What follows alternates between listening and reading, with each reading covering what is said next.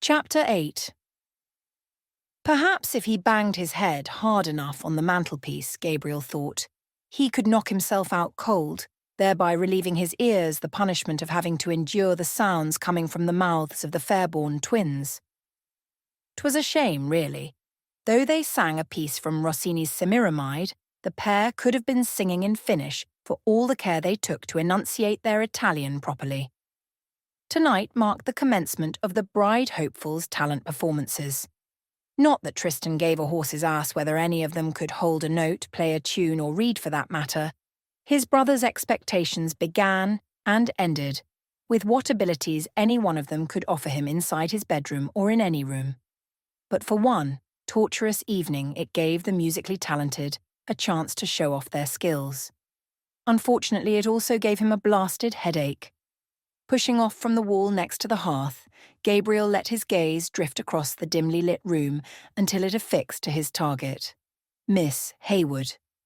Damn, but his body yearned for the taste of her lips, for the feel of her supple body so close to his own.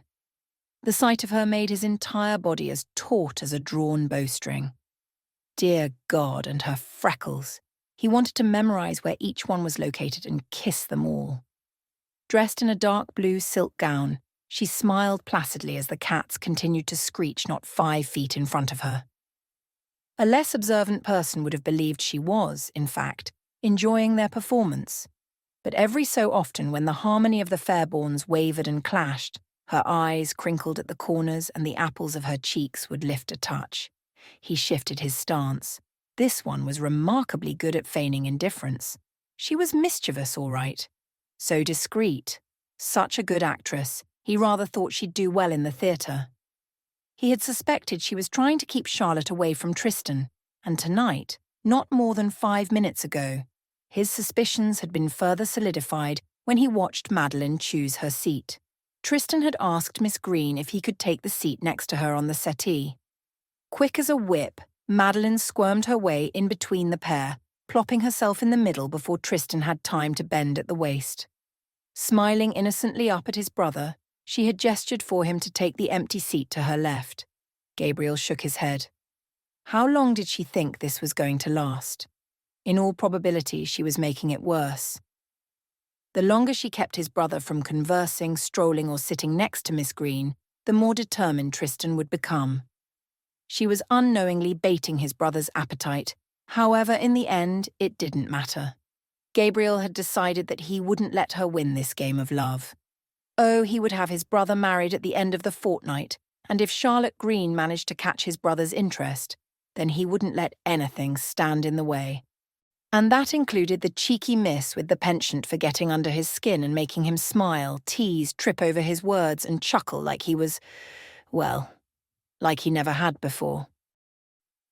Just before Gabriel reckoned the glass chandelier was indeed vibrating and on the verge of exploding, the Fairborns completed the act, and everyone clapped politely while the twins grinned in response to the praise. He managed a quick touch of his fingers to his palm, inwardly proud that he had the strength to resist the urge to jump forward and shout in triumph that they'd finished. A small refreshment intermission was announced, and here and there guests began to stand and circulate about the room. Gabriel hung back, waiting to see what Miss Haywood would do as she rose from her chair.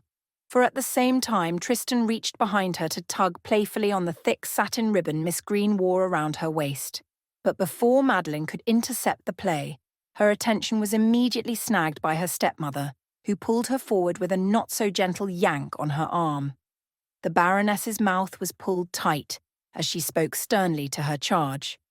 With her fingers wrapped around the crook of Miss Haywood's elbow, she urged her father forward, inadvertently leaving Tristan and Miss Green standing next to one another. Gabriel laughed to himself as Madelyn attempted to turn back to look over her shoulder but failed as the Baroness demanded her full attention. Just as he suspected, Tristan initiated a conversation with the fair Miss Green, using the trick of pretending he could not hear what she said in order to take a step closer and dip his head close. The ploy was hardly necessary. Bereft of her spectacles, Miss Green was already standing closer than was safe. Poor Miss Haywood, Gabriel mused as his gaze swung back to her. Whatever shall she do now? Inadvertently knock Tristan to the floor? Swoon in a desperate attempt to gain Charlotte's attention? He smiled to himself, then stopped cold. On Madelyn's arm, red, finger-like marks emerged where her stepmother had gripped her moments ago. Anger, hot and tangible, rose up within him. He angled toward them, his hands clasped behind his back to reduce the probability that he'd reach forward and toss the Baroness out of the room by her scrawny neck. Perhaps if you wore the gown I had laid out for you, he'd have sat next to you instead of standing. Oh, Your Grace! Priscilla dipped into a fluid curtsy, then urged Madelyn to do the same with a nudge of her foot. As Madelyn sunk into the gesture, Gabriel halted her movement by taking her gloved hand into his own. Miss Haywood. He kissed the air above her knuckles, his lips aching to press onto her mouth instead. Your Grace, she murmured, her eyes flashing with a peculiar blend of mild annoyance and distress. He released her fingers. You look... Ravishing, adorable, voluptuous, tempting. Good in blue. Good in blue? What the bloody hell was wrong with him? The shade. It is my favourite, he said, feeling utterly silly for the first time in his entire life. I've something in my possession the exact colour. Pray, what is it? The colour matched the velvet drapes hanging high above his bed to near perfection. This, of course, made him think of her lying in his bed, which made him imagine her minus the blasted gown, which made him think she'd be rather cold, lying there without any clothes and all.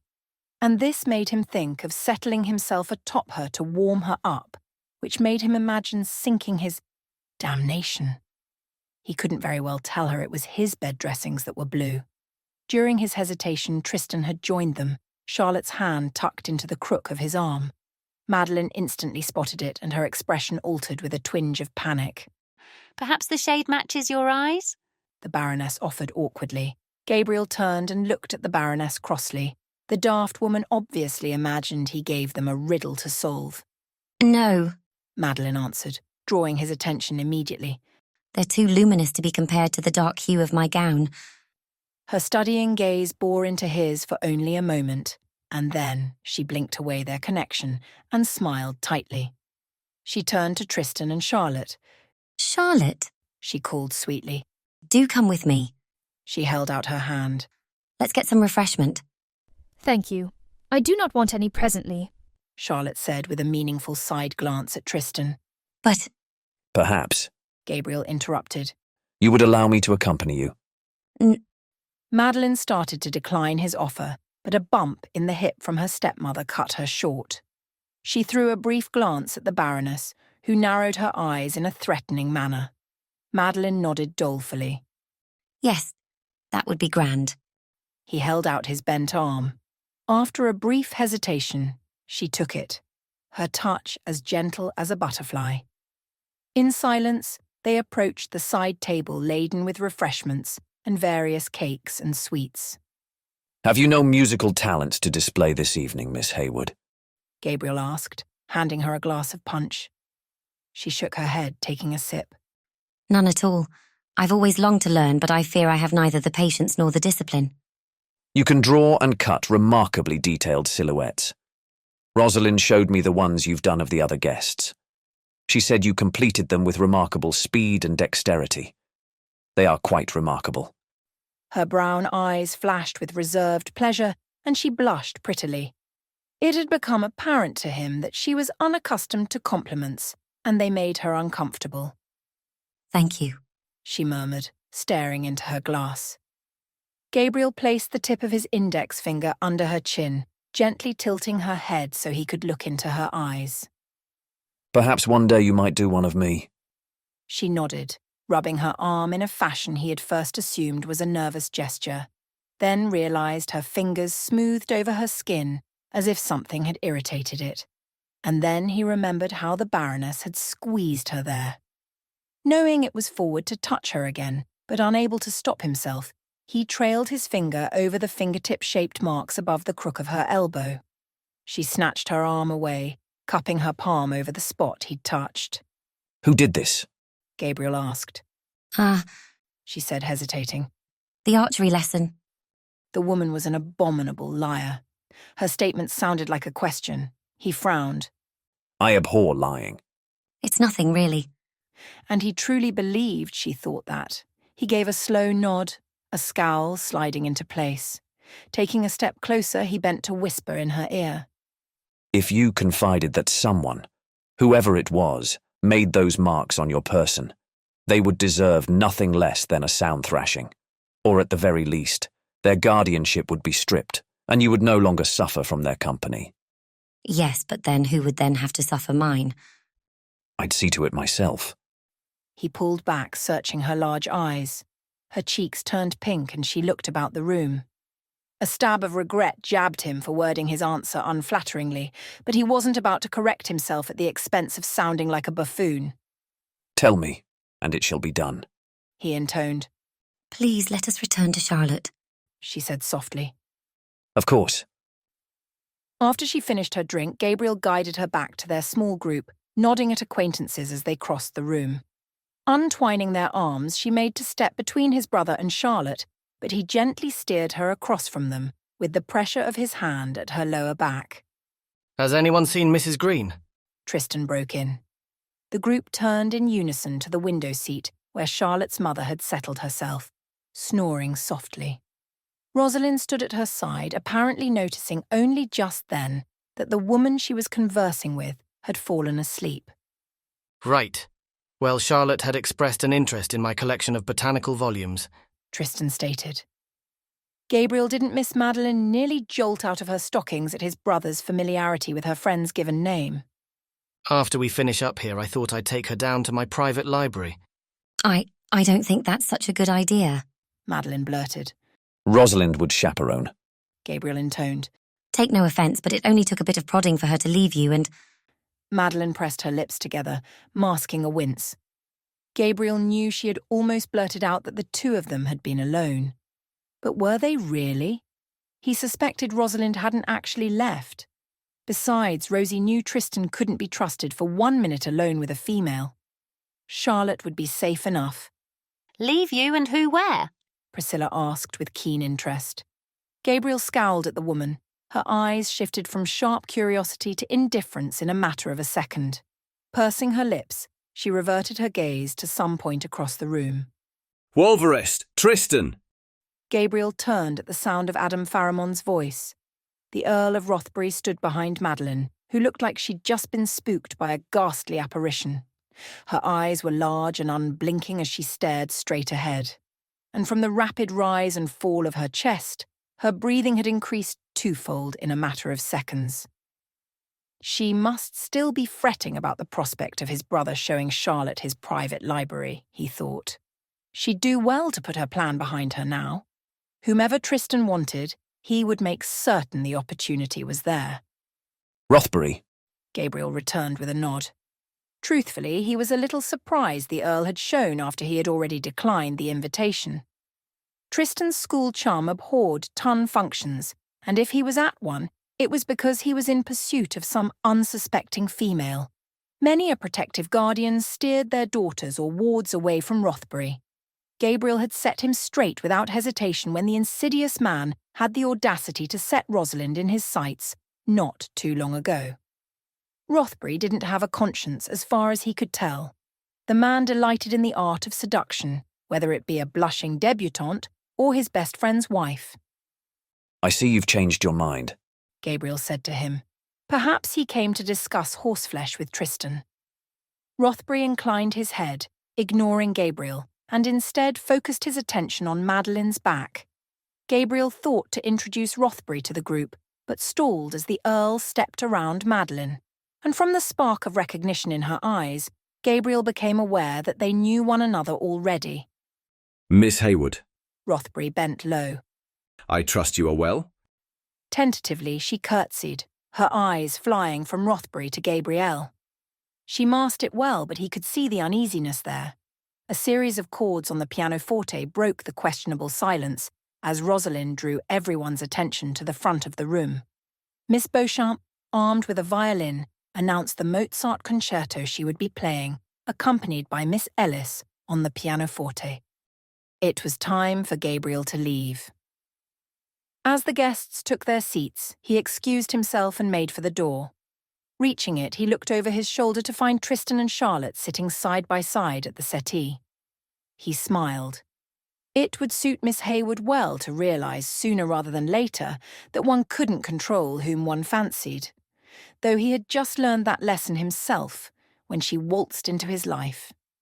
Hesitating, he watched Rothbury and Priscilla lead Madelyn toward another settee. As the trio took up their seat, placing Madelyn in the middle, he noticed she glanced about the room, hunting for someone. Then her searching gaze connected and locked into his. He blinked, dismissing the fear he thought he spied in those dark chocolate depths. She was overreacting.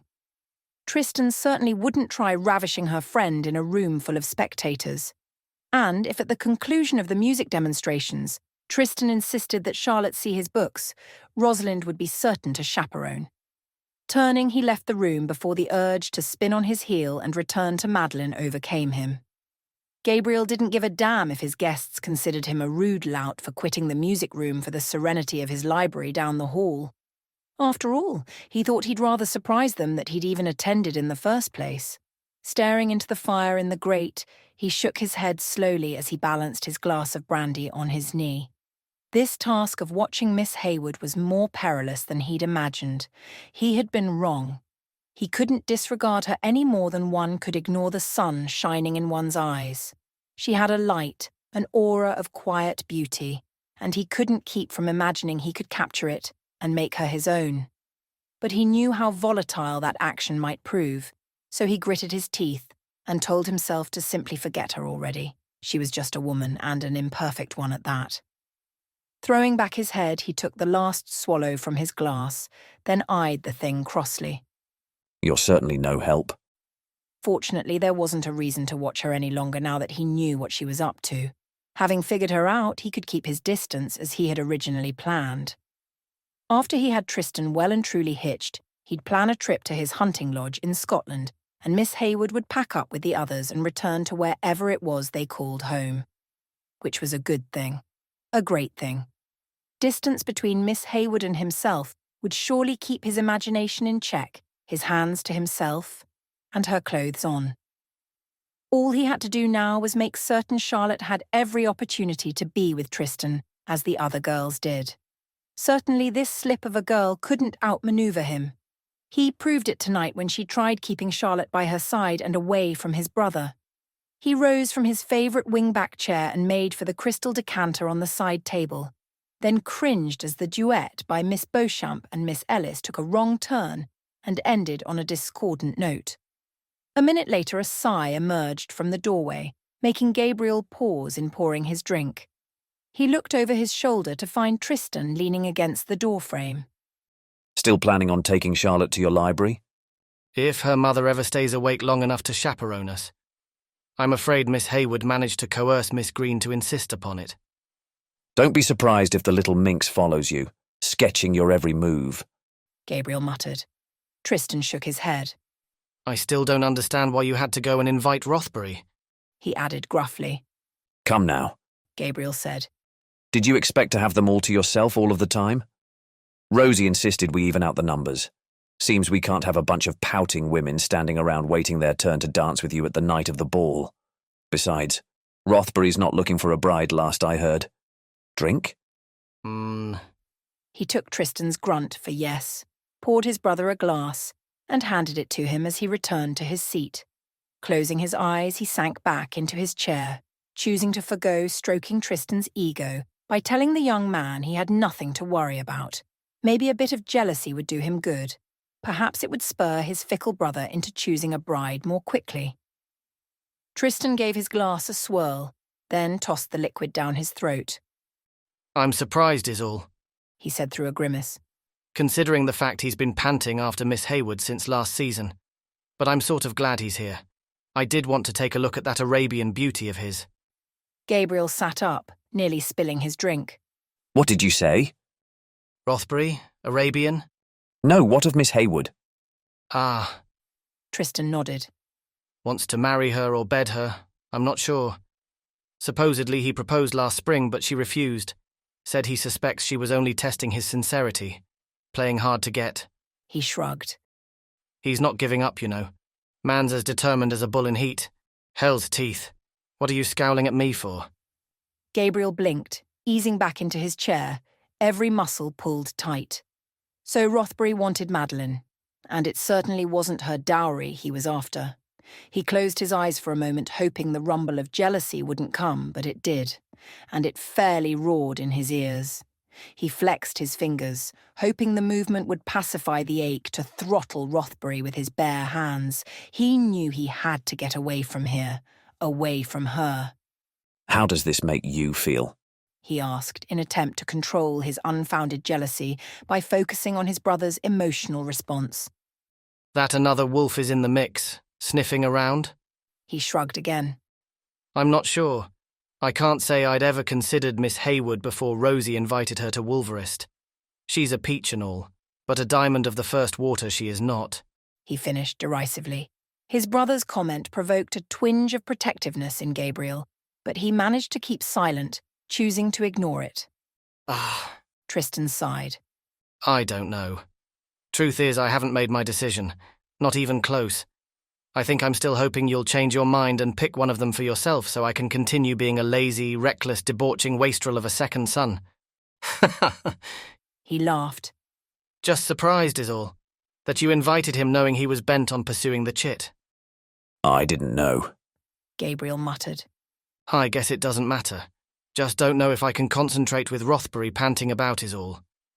His brother shrugged, placing his glass on the side table.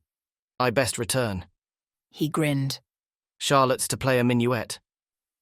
Gabriel gave a slow, distracted nod. Without her spectacles? He hoped she had the piece memorized, for it could be disastrous otherwise. You know, Tristan offered. I could tell Rothbury he's free to pursue Miss Haywood, that I have no intentions toward her. Somehow, little brother, I don't think whether or not you wanted her for yourself would make a bloody difference to him. What is, Papa?